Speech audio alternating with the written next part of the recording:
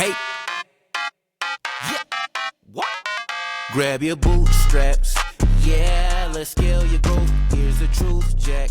We'll reach the globe, unveil the notes. Daniel, what the fuck? Earn your digits, won't burn, you'll get it. See, this is factual. Funds will show, learn to flow with Candid Capital. This is a Candid Capital interview. In these episodes, we host industry business professionals involved in the global tech ecosystem to discuss various topics related to tech, global economy, and building sustainable businesses and investments. Hi, Matt. Thanks for joining today for a Candid Capital live stream update. This is the first one for 2025. We did a couple last year, and it just gives a chance for people to ask questions if they want, or just hear what guys like you and me see while we're traveling and looking at different investments. Yeah, for sure. It's a pleasure to be here, Josh. And I didn't realize this was the first one of the year, so Happy New Year, I guess, to you. Yes, thanks. And this is also the first one where I believe we're not having technical difficulties. There you go. But, I love how you say that right before something perhaps goes wrong and makes it worse. But I mean, like, who knows? I usually ignore all the messages while these are being done. I know one time I had someone on YouTube just saying, like, it's not showing, and then another person on LinkedIn, and with all these different softwares, trying to get them to work with each other is always a challenge. Yeah, well, I have never. I think this would be my first live stream in many years. So I haven't had to like deal with the general public throwing questions at me. That way. The first time I guess I probably connected with you, I think, was around COVID, and you did a CVCA, a Canadian Venture Capital Association webinar. Yeah, I used to do a market update with them when I was at BDC way back when. So that's sort of early 2010s, and then that sort of fell off when I went to Scale Up, and then and I guess during COVID they were sort of like, deeply like hurting on we have nothing going on for our membership, so they would just call up a VC a week, I think, and I ended up having to do that. Do it all in the fall. Well, they've moved their big annual now to the spring, which is for better or for worse. But sometimes they choose the wrong place to do it in the spring because it's not spring there yet. So are you referring that it's in Calgary this year? I didn't want to say anything. The year before it was in Vancouver, and that was a little bit more reasonable on the weather side. But Calgary was a bit, incremental weather, I think we'd call it. So. Yeah, I mean, who knows how it'll go this year? I think it's in May, so I'm not sure if there will be, ski resorts available. I mean, that's the plus side if you want to do a sort of, They hold them in cities now. They used to hold them at like resorts. They don't hold them like back when I first started as an analyst. They would hold them at like golf courses and things. So it was not great as an analyst. You were trying to meet all the managing partners and talk to them, and they were off like playing golf with their friends. Yeah, unless you can get in the right golf group for whoever's setting them up. I was so far down the totem pole, nobody wanted to talk to me then. So. I know we've done a couple golfing things here, and people tend to have fun. But I think again, it's kind of like whenever you have to create groups, it's like, are you going to get into the right one? Yeah. Well, we held one at the Brook Street one year. I think that was 2010, 2011 maybe. But I'm a off and on attendee. I don't go regularly to the CVC events. So what's top of mind these days? What's not? I guess obviously we have the issues going on between us and our U.S. Counterparts down south. There are interesting things going on in the market that I'm not sure if they're a trend yet, but they're certainly being discussed. If you're having lunch with your colleagues in venture, I've heard we've now sort of narrowed it to like 5 or 6 founders of companies in Canada have been turned away or banned from the States over the past 3 months at the border. Initially, I thought that was kind of like just a sort of, I was hearing the same story, but like broken telephone type thing. But we've managed to narrow it down to it's actually 5 individuals from different companies and at different places in Canada. Now, all of them, I would say, probably at some point in the past 18 to 24 months may have overstayed their visas in the U.S. previously. But like they overstayed their visa vis-a-vis they went to YC, and they didn't necessarily get a visa at the border when they went to YC. And then they left YC after 3 months or 4 months and came back to Canada, and now they're going back down again in this new environment. And border agents are looking at their previous travel into the States and questioning what they see there. So in one particular case, founder went through YC, co-founder, not the CEO, but a co-founder, had been down in YC with the team last year when they went through YC and stayed an extra few weeks with his girlfriend who was down there, I guess, after it was all done. I don't think he ever came back to Canada, my understanding. And then came back to Canada, thought nothing more of it, and that was it. And I think that was a 3.5, 4 month, sort of in the U.S. And then when he went to go down there this time, because of all the new noise, he was advised by his lawyer to go get a visa at the border, so he did. Because he'd be staying down there again for fundraising for a period of time. And the border agent looked at his travel back to the States last year and said, "Hey, you were supposed to come in on a tourist visa that was supposed to be 90 days, and you were there for 4 months." And then he turned around and banned the guy from the U.S. for the next 5 years. So probably founders are unaware that the temperament of our friendly American border agents has changed dramatically. So that's something that's been, it's happened enough times now that people are sort of thinking that this is something that needs to be discussed somewhere. And then you've got our American friends are very worried about whether or not there'll be any sort of trade practices done against Canadian companies that sell into the U.S. So that's, sort of raising flags. I'm not sure if they're fully read yet, but like certainly, signals into the market that, if you've got an incumbent Canadian opportunity or an American one and they're both sort of vis-a-vis the same, maybe the American one makes more sense at the Series A or B. We're not seeing that at the seed stage yet, really, but at the sort of later stages, there seems to be a whole sort of level of reticence. And some of them are now asking for their Canadian companies to plan for inversions, so to become a U.S. Domiciled and owned corp, and the Canadian corporation becoming a subsidiary to that, rather than a Canadian corp that owns an American subsidiary, which is usually how it's done here. Which is also a bit of a sort of a, not necessarily new, but certainly it's I'm hearing about it more and more at our late stage VC friends. Yeah, I've been hearing that as well. In terms of It's not unusual. There was a time pre-2010 or so where almost always you had to do a U.S. corp as and invert into it in order to secure U.S. cash. There were usually American legal docs for the LP groups and for VCs required it. And then Canada had sort of an onerous tax regime at the time that would do holdback periods for foreign corporations that had exits in equity. So make sure they paid their taxes here before they took their cash offshore and we couldn't get it at it anymore. They stopped that sort of conservative government 2010, 2011 period. Jim Flaherty did it. So once that happened, the Canadian corp becomes American corp noise ended around that period. But that now I'm hearing about it more and more.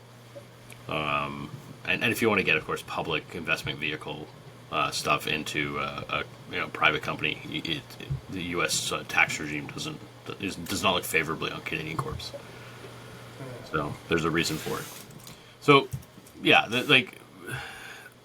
I guess we've had 15 years of sort of understood legal rules between Canada and the U.S. and tax treaties that were treated well and availability of market sales, like we could sell into the U.S. market with little to no difficulty. And as a Canadian citizen traveling between Canada and the U.S., regardless of how which visa or what you told the border agent was fairly relaxed, and now all of those things are sort of in some semblance of change.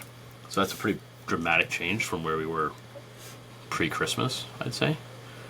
Everybody knew something interesting was going to happen with Mr. Trump, but certainly a lot more interesting than I would have guessed in such a short period of time.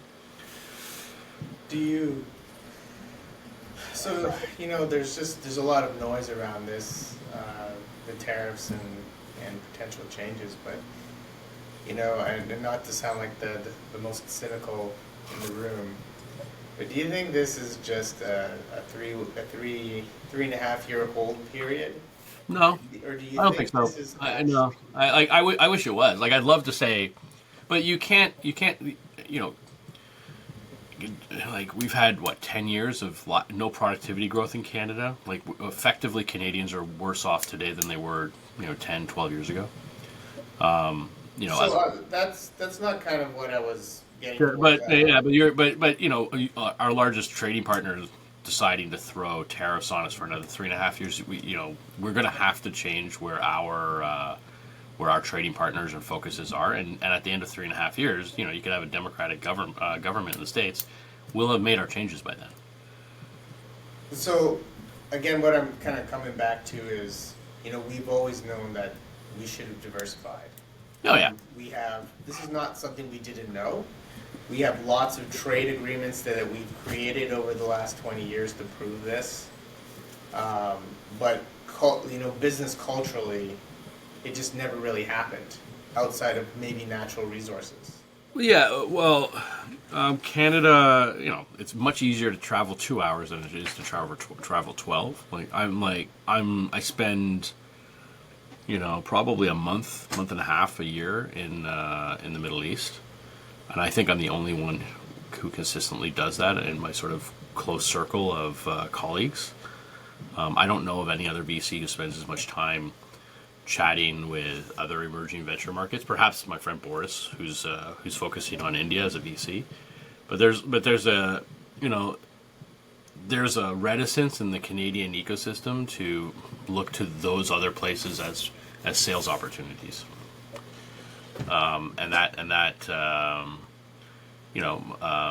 I meet companies now that are 80%, 90% of their sales are in the U.S., maybe more, or maybe all of their sales.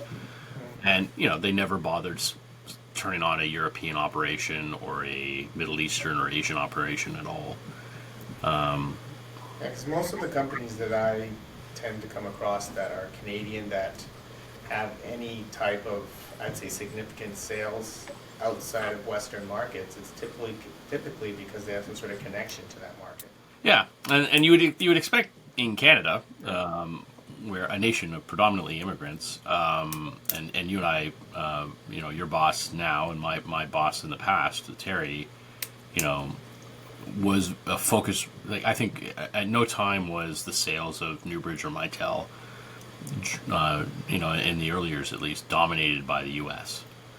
So it was a Canada exporting to Europe, a Canada exporting to the Middle East and Africa and Asia. Like, Mitel and Newbridge were huge. Most of their sales are international. Like great sales in the States, don't get me wrong, but they had a very strong international sales operation. I don't see that in Canadian corporations or technology companies today at all. Like, full stop. Unless you're, I see. There's a few companies that sort of break that particular rule I just mentioned, but those companies are almost totally export driven into international markets and don't look at the U.S. at all. And some of these, they also kind of just fall into it. Yeah, portfolio companies at Wesley Clover. I led the round at Solink, which is a Wesley Clover portfolio company as well. And I'd say now today a good portion of their operations are in the U.S. and Canada, but they still have sales in Europe, they still have sales in the Middle East, they still have sales in Asia. But I don't think that accounts for more than 25% of their sales total. That's going to have to change. If they put a service tax on international tech companies, right? that's going to have to change. Like, there's just no other way for you to grow your business effectively and profitably. Yeah, Right. no, I agree with that as well. Um, what else did you have on your mind? Well, Looking at emerging markets and alternatives to. yeah. Well, so my looking at the Middle East, particularly Abu Dhabi and Dubai, and so the UAE in total. People talk about there's 3 or 4 things going on in the Middle East, and they're all different, but people sort of lump them all together. So the UAE and Saudi and others all think their oil reserves will exhaust themselves profitably probably in the next 20 years, 25 years perhaps. So with towards the end of my career, and they're building second and third order businesses around those, outside of just oil and gas. So they're building ecosystems for themselves and trying to invest in the infrastructure and the systems that they need to entice entrepreneurs, business people to set up either their second headquarters or their primary businesses in those areas.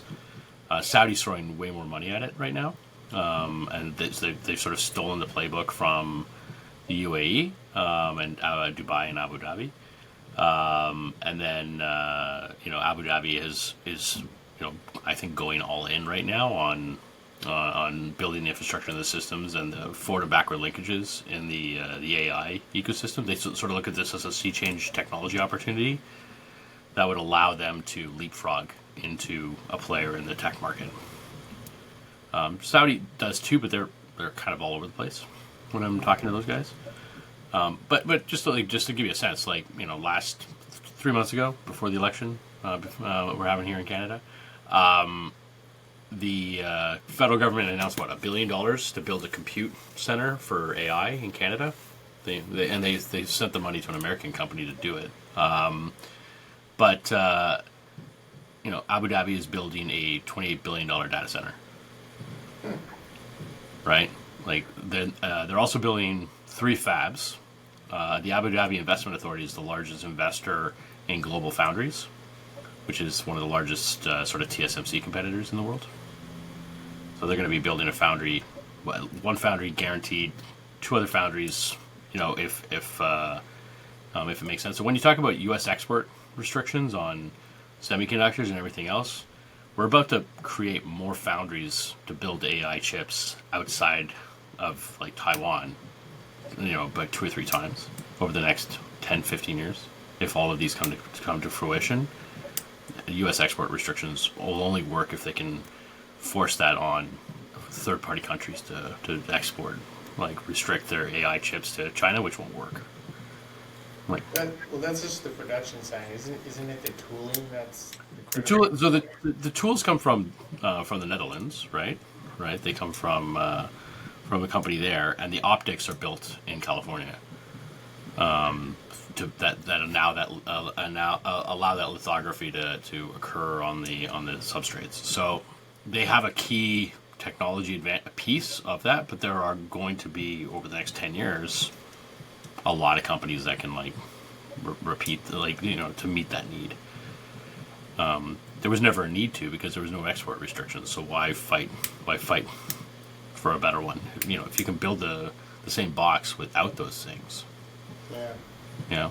And I'm always doing more than a half decent job of being one generation behind, which is not far enough behind to their yields still need work. There's a lot of work to be done there, don't get me wrong. And you'll hear both sides of that argument when you go on Twitter and talk to the semiconductor engineers about what they think of this. But all in all, you're not stopping them.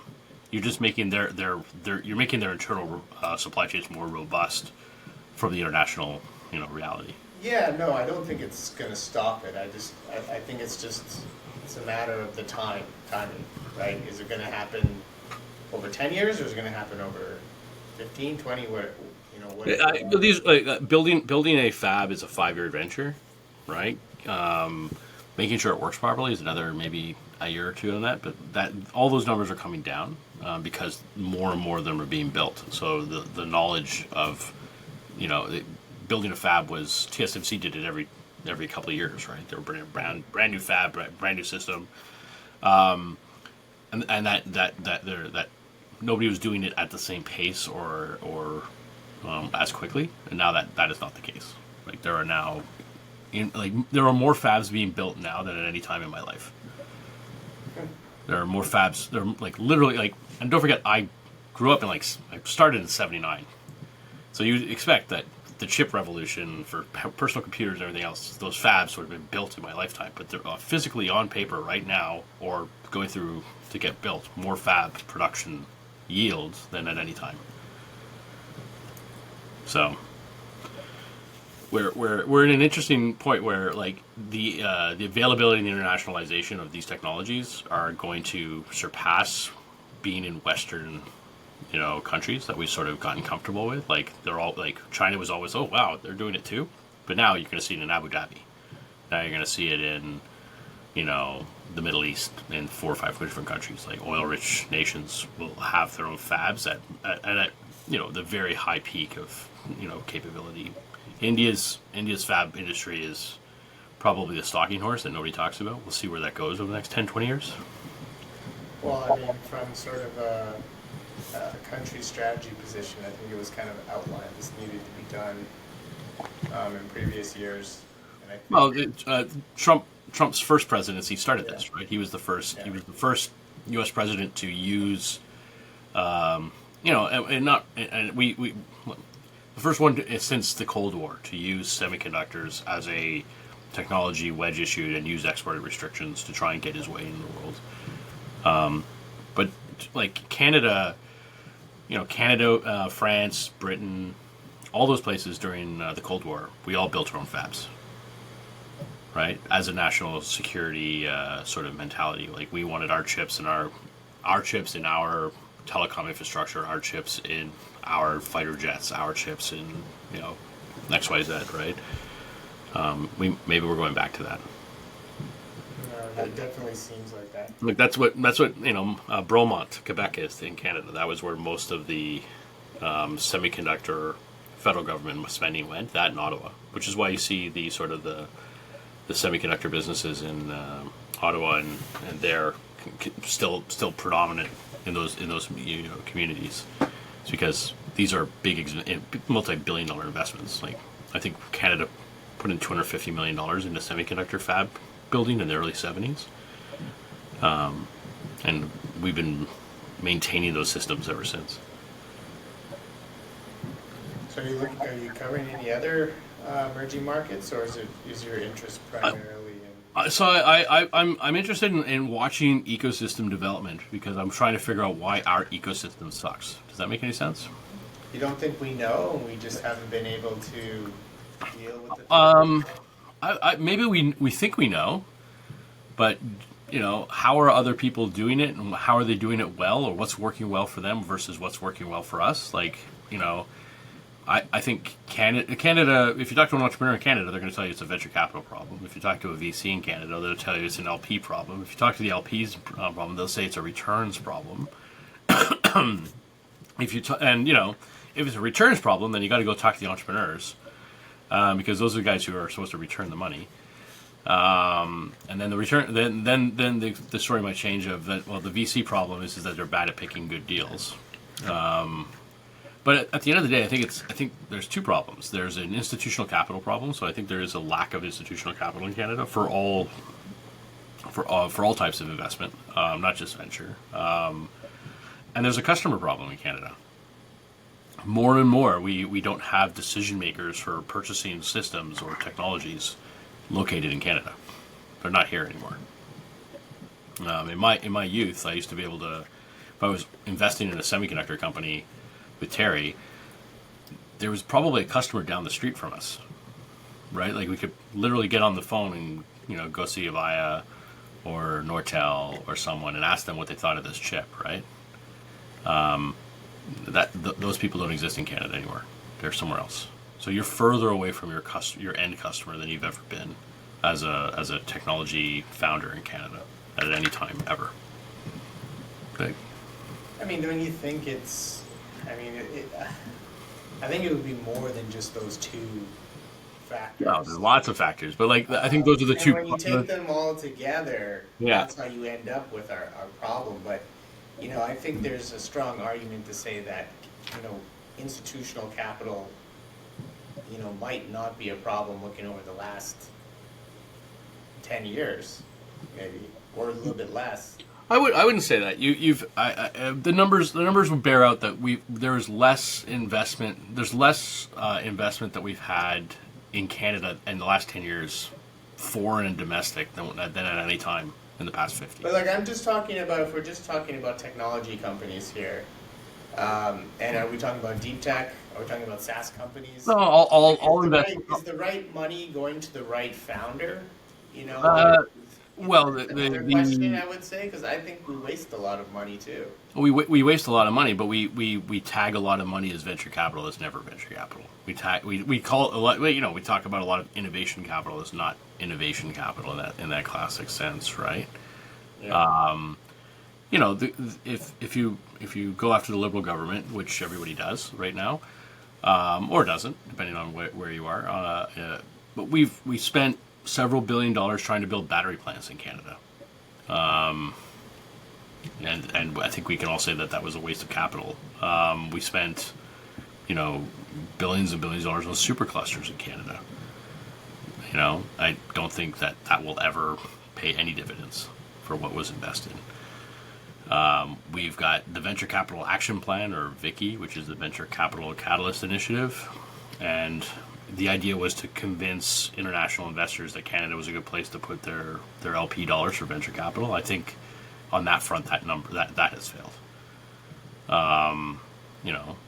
It's gotten venture capital dollars into the ecosystem. It hasn't produced returns. And all of these were government driven, right? And I think that is the government is reactive to what people tell them is the problem, what they think they see in the data. I think we need to take a good hard look at how other people are looking at their ecosystems and building them, because we're not doing a great job here. But if you just kind of look at maybe the kind of cultural mindset of Canadians, and I would extrapolate that to a large segment of Canadian entrepreneurs. So if you were born here, went through the school system here, your parents were from here, or maybe you're second generation. Yeah. Is what I'm referring to. If you take the fact that, we're a G7 country out of the equation, we do tend to do things a little bit like countries with resource curse. Yeah. Yeah, we will always be cursed by all the plentiful resources we have. Right. But what I'm saying is that in itself is a big problem, because that affects how you do entrepreneurship. That does. I would just say that the best investor in Canadian venture, in my opinion, is the guy who invests in Canadians who aren't in Canada. The guy named Andre Charu, who was a good friend of mine, and Andre lives in California. In his thesis is to invest in Canadians who are not in Canada. So the minute Canadians get outside of Canada, they seem to perform very, very well, and his returns have borne that out.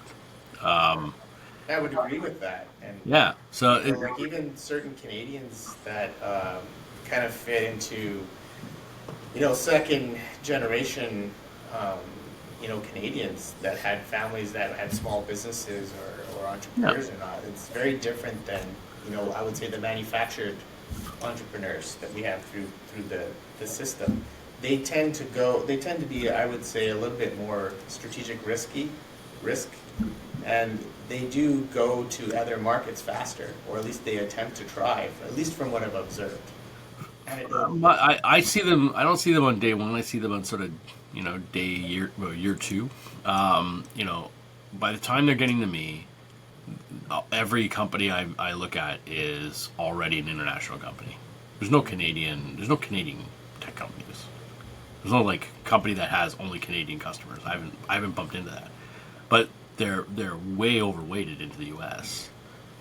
When we're talking about kind of the problems with our innovation ecosystem, and some of these companies being able to kind of reach the next level or expand out, they get stuck at a certain point, and that's, I think, part of what you're talking about with, there's not enough money, so that's why I can't get out of. Yeah, there isn't there. Yeah, what I think what there's not enough money because there in Canada in total there's not enough money, right? Because we export more money as investment than we import, right? That's a balance of payments. That's the truth. Yeah, no, I'm not disputing at all. But the problem we have is that if you're so disconnected from your customer because you physically have to go see them over a plane ride, like at a certain point, it makes better sense for you to be closer to your customers and where the majority of them are, and that is the problem we have, and that's what that sort of angle is what Andre plays, right? He's like, these are great engineers. They're highly skilled. They're totally willing to take the risks, but they're closer to where the customers are going to help them build their businesses, and that's what I'm going to invest in. And there's also just better capital flows there. And so those two things together mean you're more likely to get money to execute, and you're more likely to be closer to your customer to meet their needs. Yeah, no, that makes And that's the Andre Charu model in a nutshell. And that's actually the model you'll see from most emerging managers in Canada today. Is a much more focused on where are customers rather than where are companies. And so you're starting to see a lot more focus on, okay, if you're selling, how close are you to where it's being sold, right? Because it's Canadian companies, technologically speaking, are not losing. You're very often as good or better than every technology company around them, but they're much further removed from the decision-making processes on purchasing, right? Yeah, I mean, like, I do agree on, and I think a lot of people could echo this. We are fantastic at building products and technology. Yeah, we're shit at Where we are selling. weak is in sales. Yeah, and You can follow the spend on that Yeah. as well, comparative to markets where they are doing much better, and kind of when looking at the sales strategy, and kind of the mindset more of going and acquiring sales rather than building the best product ever that is just going to automatically sell. yeah. So that, and that's why you see, I think, it's not just venture capital is the reason you're seeing I haven't seen such a dramatic amount of Canadian founders with the full intentions of moving to the States as I've seen over the past 2 years. It's just dramatic. It's a complete sea change to where we were pre-COVID. So there is a question in the chat Yeah. from Tendai, and it is, why is it that Canadians do well outside of Canada? We give them a great toolkit. We give them great, Canadian university or engineering program or pretty much all educational sites are better than most in the world. A University of Toronto degree is better than probably 80%, 90% of the universities you'll see in the States. Canadians have a network effect for themselves, so there's a diaspora. If you want to get into a company in the U.S., you'll find a Canadian, and because they're lonely and sad, they'll be much more likely to pick up the phone and help another fellow Canadian out. So there's a good diaspora sort of network effect. And then there's a very open-minded market for purchasing things, or there has been up until recently. And the Americans and the Europeans will buy things from us, and we have. So Canadians, when they go offshore, do quite well. Our current prime minister is a great example of it. We exported Mark Carney, right? And that's done well for us. So we have we give most Canadians, when they're leaving, if they're able to leave Canada, the toolkit to leave. When very often the people who leave Canada who are citizens are amongst our best and brightest, right? Because they have to be able to justify a visa process at some stage. right? So, Yeah, that makes sense. it's rough to see, but like most second my colleague and I run a CRM of founders who are doing second time companies, and that the number of people who are second time founders who did it the first time in Canada who have moved to the States is hovering around the 45 to 55% range, depending on which month we're in. So what you're saying is after they've exited the company, they relocate to the U.S. and start a new one? Yeah. Oh, wow. Okay. These are not, you're 25, you start your first company, you're 35, 40, you start your second company, right? These are people with families and kids. They're exiting the Canadian market. They're voting with their feet. And it's funny because you wouldn't know, like when you follow them on LinkedIn or Twitter, they seem very Canadian still, but like I know where they live because I call them. So they just have Toronto, but they're actually in New York or where I think for a good chunk of them, there's an exit tax when you leave Canada. If you choose to wholly vacate Canada, you have to pay if you liquefy your investments and get them out and pay a tax on any gains, and they haven't yet done that. So they're plausible deniability, I suspect. Oh, okay. Yeah.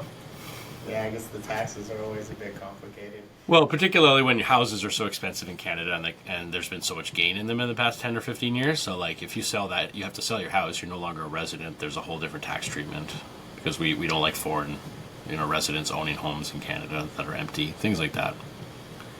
So, this number, is it still holding true even with the current... I thought it wouldn't. I checked. It's not like we call everybody every month and check on them and say, "Hey, where are you right now?" But we haven't seen any change. Like I'm not sure if we've seen a slowdown. We sort of don't track that. I just look at the numbers in my spreadsheet and go, "Okay, well that guy's still there, right?" So. Well, I mean, I would expect it would take time. Yeah, no, I think so too. Like, I guess if most of those people are going there for two reasons. One, they don't trust this government or any government on tax treatment, based on the capital gains tax stuff that happened earlier last year, which has been turned off. But like The I think damage has already been done. Congratulations. that damage has already been done. And I think the fact that the people who did that and the rhetoric they used to do it put a lot of people on notice as to how regardless of what this particular tax treatment, they think in general maybe there'll be changes that will be less favorable for them in some other way at a future time. They're financially independent, these people, right? So they want to move their money into safer havens. In Canada, going through a tax war with its biggest trading or a tariff war with their biggest trading partner, probably Canada's not going to be in the best situation after it. So they're I don't think there's a reason to come back to Canada right now. If they can go there and they can be they're there legally, I think they're in a good spot to stay. Right? Yeah, no, I think if you're succeeding there, I don't see why you would return unless it was your dream to. Yeah, like there's a lot of linkages with your friends, your family, your community here. Yeah, I hear you, but we're close enough that you can just get on a flight. That hasn't stopped yet. So, it's hard to tell. And these are not the $20 million exit guys. These are the 50 to 150 plus guys, right? Yeah, no, I wouldn't. The small exit people are, I think on the line. Yeah. I see a mixed bag of people saying, I'd like to go to the States, but I can't afford to, or something like that. Right? So. All right, so we talked tariffs and emerging markets and AI. So. Yeah, and then you've probably got a slowdown in the early stage market in Canada that is pretty pronounced. I'm probably the most. I'm a broken clock, so I'll be right eventually. But we see timing is everything, right? Timing. I'm never wrong because nobody ever asks me how low can it go. So it continues to decline in Canada. we have two problems now, sort of in the early stage part of the market in venture. We have a lack of seed capital that is domestically Canadian. People don't think that's a big deal, but it becomes a big deal in subsequent rounds, because if 50% of your seed round or 60% of your seed round is American in your first round, that means you're roughly giving up. Let's say you give up 20, 25, as high as 30% in your seed round up. Eventually, your Series A very often, or if not 50% of the time, is going to be an American lead with American dollars. Again, you're going to be giving up, let's say, 20% of your company. You're getting very close to like the ability for the government to say you might not be shreddable anymore. And you lose your cap. You're no longer a Canadian corp. You lose your capital gains tax exemptions for the founders, which have become more generous because they didn't turn those off in the capital gains reversal recently. But all to say that, like, one of the funny stories about Shopify is that, after the Series B, Toby had to go running around finding a Canadian lead for his Series C. And that was predominantly because he'd only taken American money in his A and for the majority of his B. And so what happened was he was going to lose his CCPC status. So he wasn't going to get shred. He wasn't going to be able to get his capital gains tax exemption against the options for his employees. And so that's why he went with OMERS. OMERS will tell you that there was a lot of other good reasons to go with OMERS, but the primary, like, I talked to Toby about it, like, the goal was to get a Canadian in there to make sure that they were below the threshold, so they go back to CRA and say, no, we're a Canadian corp, right? Tax incentives. Yeah, and so, for those earlier stage companies that are raising money from majority American seed syndicates, you're gonna start finding themselves with difficulty at some point, particularly as the CRA tries to clamp down on companies that might not be shred eligible that are getting shred, because at some point they will start clamping down on that. It's easy money for them to reverse, right? So something to keep in mind. Like, are you in the camp of this is just where we are in the cycle of venture, or that the venture model is fundamentally? So if I'm talking to my American counterparts, they will tell you that the market so outside of AI, this is the new normal. Okay.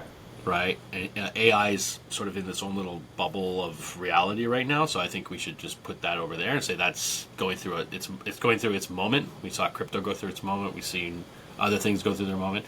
But the broad-based reality is, there's less dollars being deployed, like new dollars being deployed into venture. It's actually declined. And the availability of untouched dollars, like dollars to be redeployed into emerging managers, has never been lower. I just lived that because I was trying to raise a fund and I couldn't. The next step will be, that there's shrinkage, right?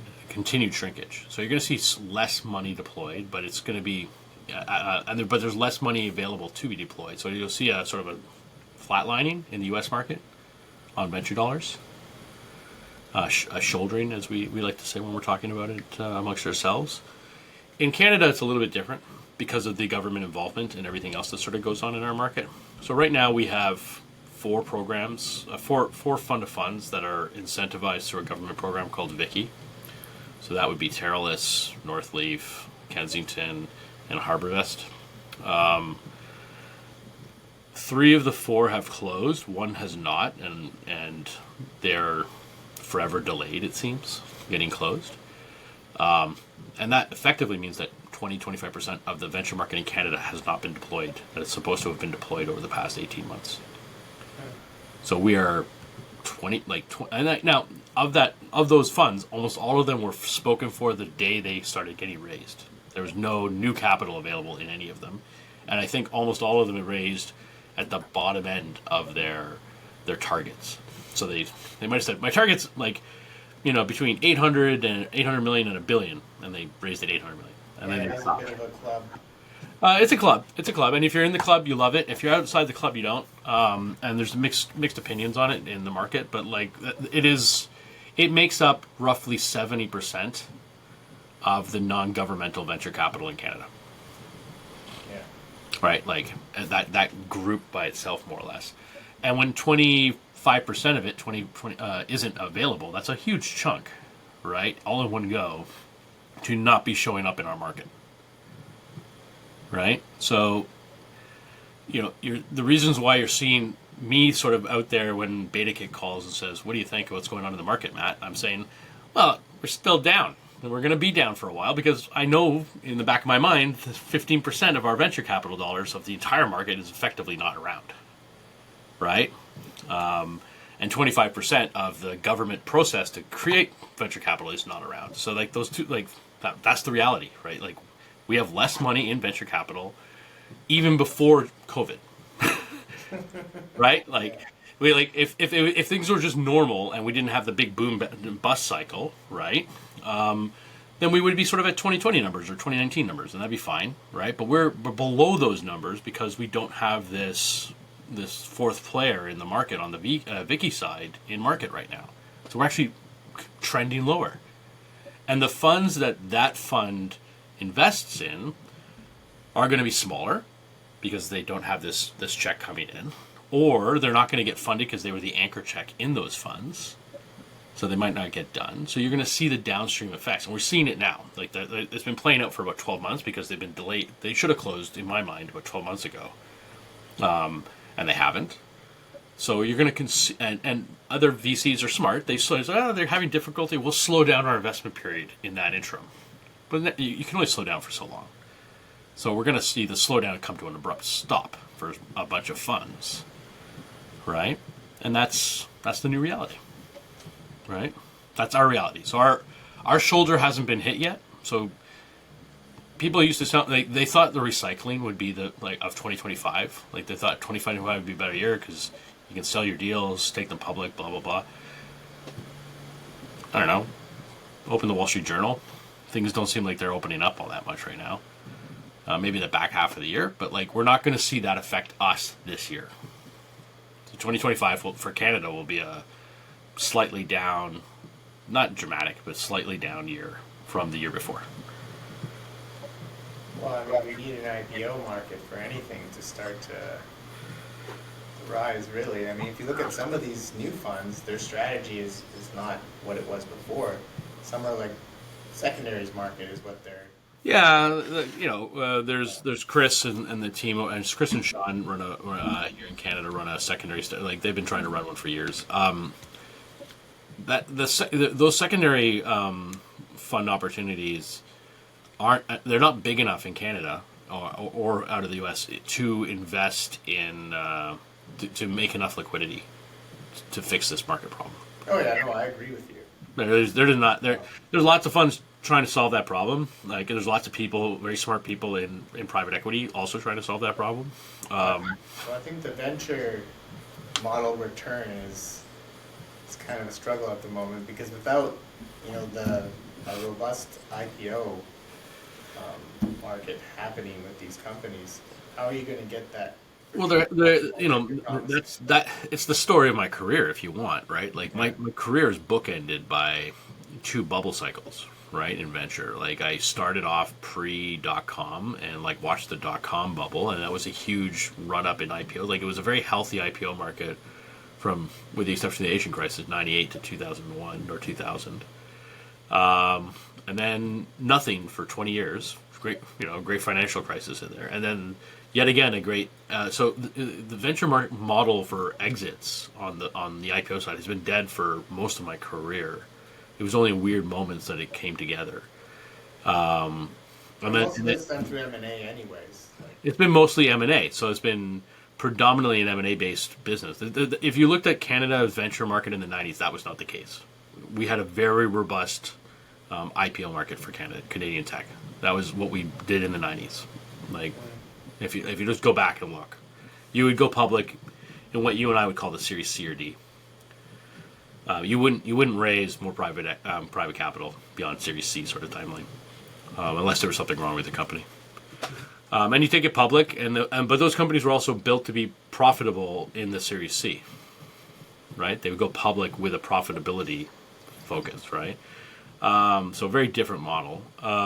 Today, it's mostly M&A, and if you're hoarding cash, which most of the tech companies are, because they have these huge, the top 7, wonderful companies, they're all hoarding cash because they all feel they have huge infrastructure purchases that they need to do over the next 3 to 5 years as they build huge data centers for AI, right? So that's money they're not going to spend on companies,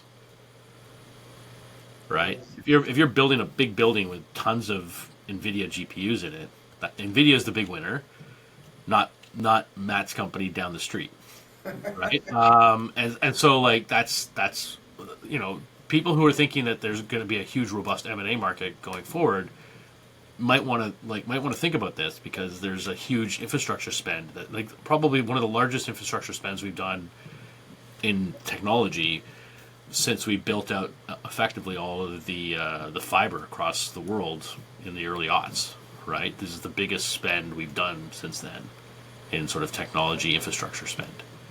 That seems to be coming down the pipeline at us. There's different opinions on how big that needs to be, but it's coming. And if CEOs think they need the cash for it, they're not going to spend the cash on startups, right? So maybe we don't have a great big M&A market over the next 10 years. I mean, it's hard to, I guess, say. I mean, it could go a different direction, but I mean, I think just for small innovation companies. Well, small innovation. That's going to be their option. Like it's either you do IPO or you're going to do an M&A, or you're going to. Or you build sustainable long-term businesses, right? But then that's something else. Right? That's something else. Well, that was not something else. That was what venture capital was when I was a kid.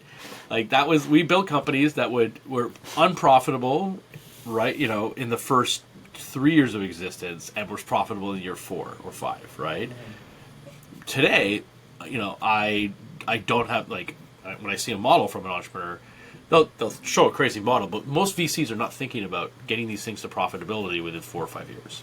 No, because you're viewing it more focused on growth, on sort of like a financial product. Yeah. In order to get your return, as opposed to building a long-term sustainable business. Absolutely. And so I think the days where that's the majority of the cases in venture might be coming to an end. And so, that kind of actually makes a lot of sense, because in that scenario, you don't need to do an IPO, and you also can keep the company longer and get paid out in different ways. Yeah. Like my wife is a founder as well, and her company is in educational software.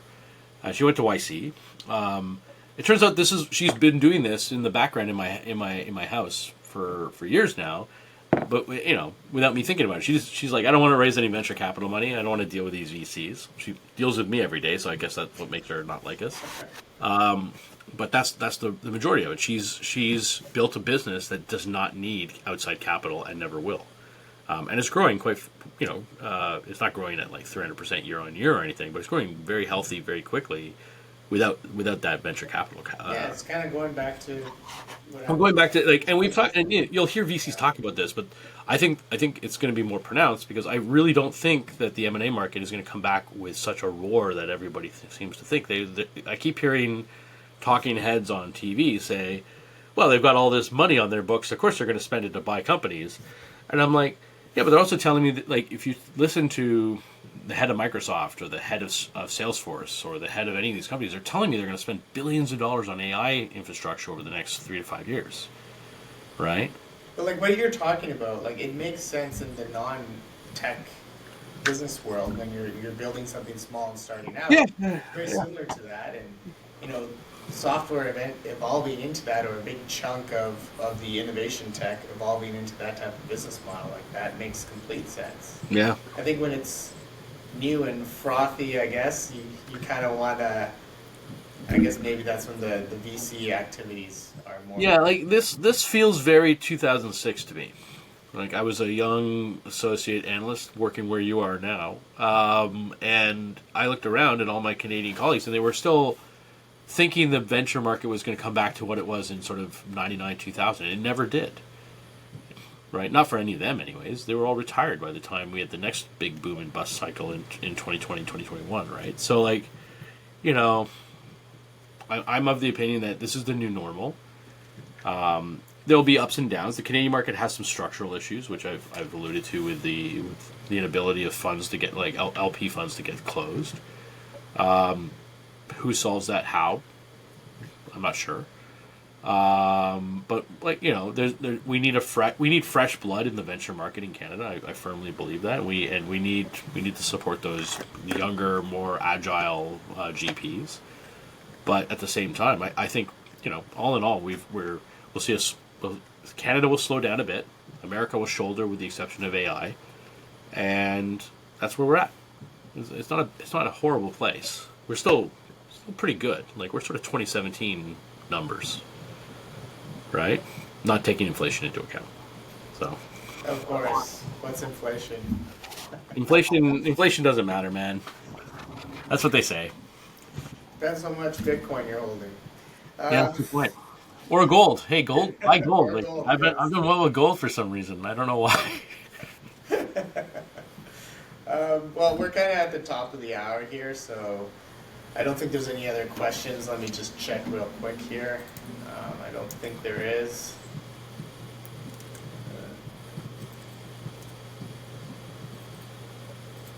I don't see any, like, little tags. I saw a tag earlier when Candid hit I us. think we just had the one question. Cool. But again, he's the person there is based in another region, so I'm sure it was insightful for him and for anybody else that's. Yeah, a little bit of Canadian navel gazing on this one, but it's always good. Yeah, well, you know, like, you only know where you are for the most part. Like, you have certain assumptions about other places from reports you read, but, like, you need to hear it from somebody.